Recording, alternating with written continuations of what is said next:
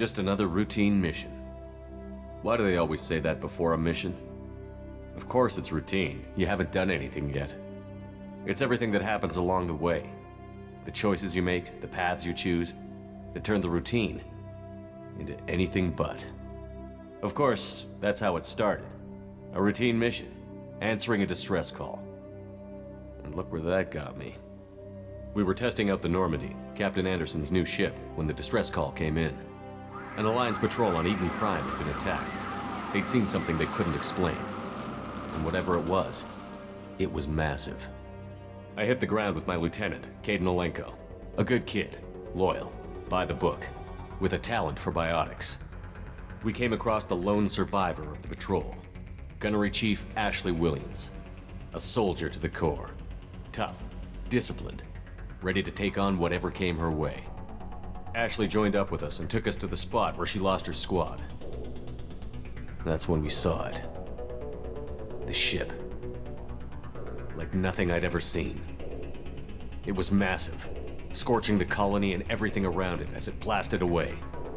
We followed the path of destruction to an artifact, a beacon left by a long-dead race called the Protheans. The colony had dug it up, and whoever attacked them had tried to take it. Chief Williams made the mistake of getting too close. It hit her with some type of energy. I grabbed her and threw her out of the way. That's when it hit me. Hard. Every muscle in my body went rigid. I couldn't move, could barely breathe. Everything went black. And then I saw something. A vision. Dream. A nightmare. By the time I woke up, we were halfway to the Citadel on our way to meet the Council. I was expected to explain what I'd seen. Anderson came along. So did Adina, our political representative on the Citadel. With those two heavyweights, it seemed reasonable we could persuade the Council that the ship we'd seen was a potential threat, as was the individual behind the attacks. The main suspect for the Eden Prime massacre was a Turian Spectre named Saren. He'd been seen by one of the survivors from the colony at Eden Prime, and there was some evidence to suggest that the ship was connected to Saren. But even Adina's pointed accusations weren't enough to convince the Council. They just couldn't believe one of their chosen elite Spectres could be guilty of something like that. They needed proof, which meant I needed proof. Fortunately, I wasn't alone in my search. Garrus, another Turian, wanted to help. A top agent for Citadel Security.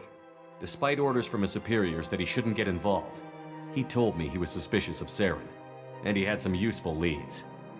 More importantly, he was willing to share them. That led me to Rex, the biggest, nastiest looking Krogan bounty hunter I'd ever seen. He turned out to be more than just a brute. It was his intel that led to a fugitive with incriminating evidence on Saren. The fugitive turned out to be an energetic little Quarian named Tally. A tech expert with a knack for hacking, she'd procured some information on Saren. Evidence that proved Saren was dirty. Tally's evidence proved that Saren was responsible for the massacre on Eden Prime, and that the immense warship we'd spotted was in fact Saren's flagship. But it went much further. Saren was trying to find a way to bring back a race of sentient machines from dark space. Machines allegedly responsible for cleansing the galaxy of all organic life.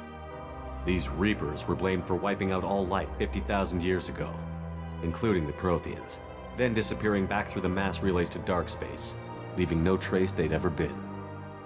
That explained why Saren was after the beacon, and it made some sense out of my visions. But not much else. We couldn't convince the Council that the Reapers were a threat, but they agreed Saren had to be stopped. They stripped him of his Spectre status and gave me the honor of becoming the first human Spectre. My first task? Bring down Saren.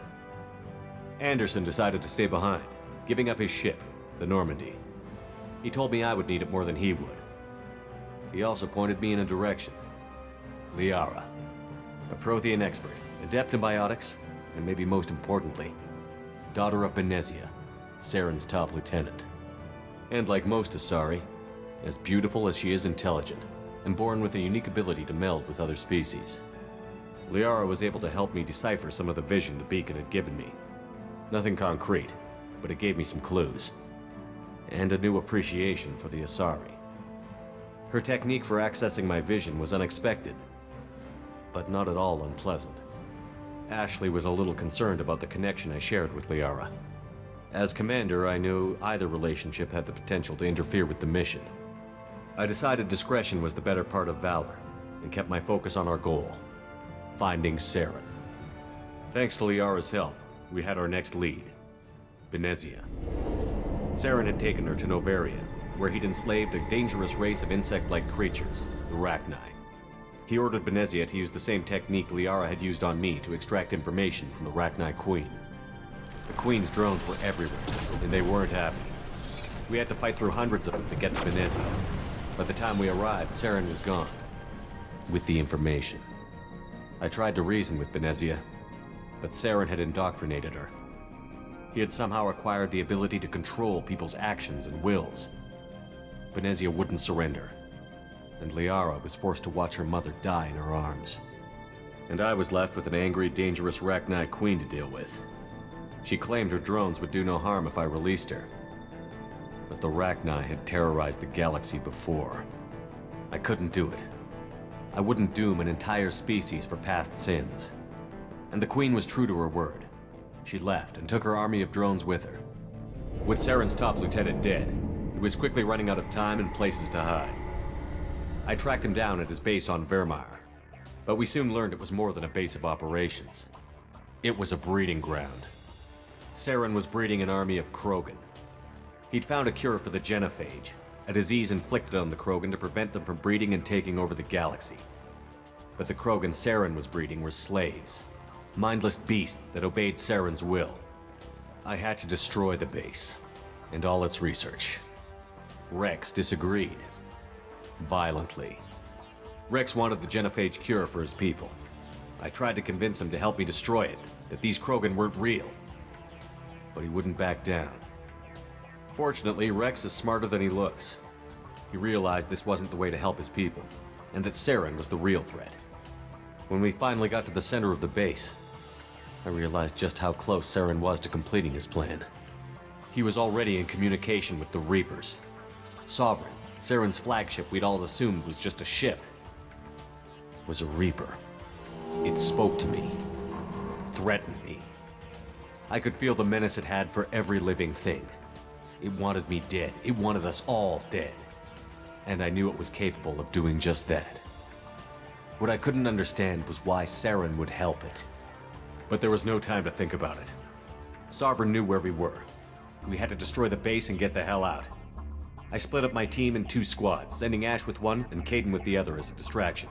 We had a nuke, and we planned to use it. Before we could detonate the bomb, Saren showed up. We fought. I stalled him to make time for my team.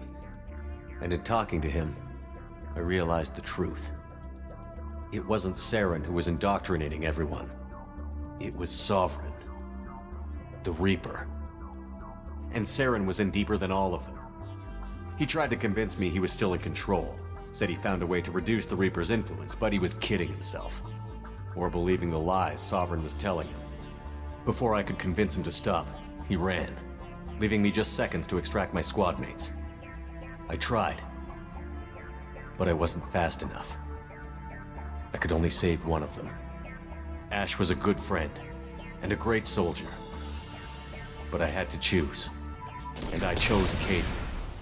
That was the last time Saren would slip away from me. I knew then, the next time we met, one of us would die.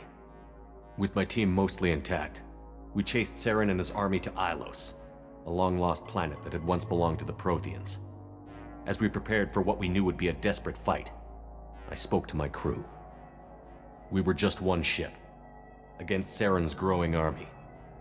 I assured them all that despite the odds, we could defeat him.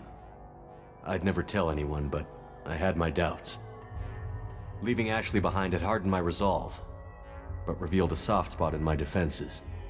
How many more friends and allies would I be willing to sacrifice in order to stop Saren? We arrived on Ilos, close behind Saren.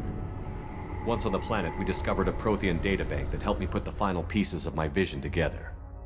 The Reapers had come 50,000 years ago, and every 50,000 years before that, each time purging the galaxy of life.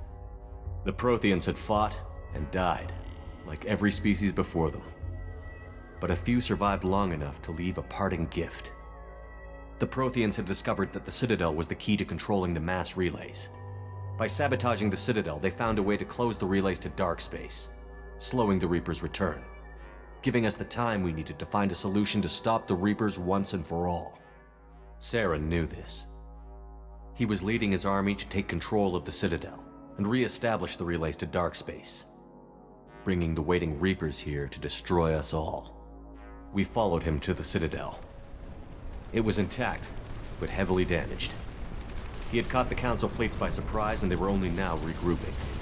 And with Sovereign as his flagship, there was little hope the fleets could counterattack with enough strength to take back the Citadel. But Saren was done running, and I was done chasing him. As the Alliance and Citadel fleets battled Saren's army outside, I cornered the Turian bastard in the Citadel tower and confronted him. He died believing that the Reapers would save him. As I fought to regain control of the Citadel, the Council's flagship, the Destiny Ascension, fell under attack. Despite Saren's death, Sovereign and Saren's army continued to fight. The Council was aboard the Destiny Ascension, and they were requesting assistance. But I knew in order to help them, I would have to put our human Alliance fleet in jeopardy. The Council had to be saved. They represented the hearts and minds of the galactic community. Without them, the fleets would be in disarray. Even with the Citadel back in my control, Saren defeated, and the Normandy leading the combined galactic fleet, the battle against Sovereign, a single Reaper, was relentless. It took the combined fleets of humanity and the other races, but in the end, Sovereign fell. But the costs were immense. While humanity's efforts in the war earned us our first seat on the Council, it was a hollow victory. The Reapers were still out there. I knew the fight was far from over, but as the one who'd led the fight against Saren, I was given new responsibilities. The choice of humanity's first counselor was left for me to decide. On the one hand, Udina, the lifetime politician. Ruthless and ambitious, he would easily navigate the political landmines that would soon be put in front of him. The other choice, Captain Anderson, the career soldier. Tough but fair, but a friend, and someone I could trust. Both great leaders in their own right. Anderson didn't want the job, which was a sure sign he'd be perfect for it. No ambition to get in the way. The war was over. The threat had passed. In time, the Council would rebuild itself. The Citadel could be repaired. Even the pain of lost friends would fade. But none of that mattered if the Reapers were still out there. And if they were all as powerful as Sovereign, we had to find a way to stop them. I had to find a way. I gathered my crew, took my ship, and went in search of answers. Officially, the Council would only say I was assigned to cleanup duty, rooting out any remnants of Saren's army. Just another routine mission.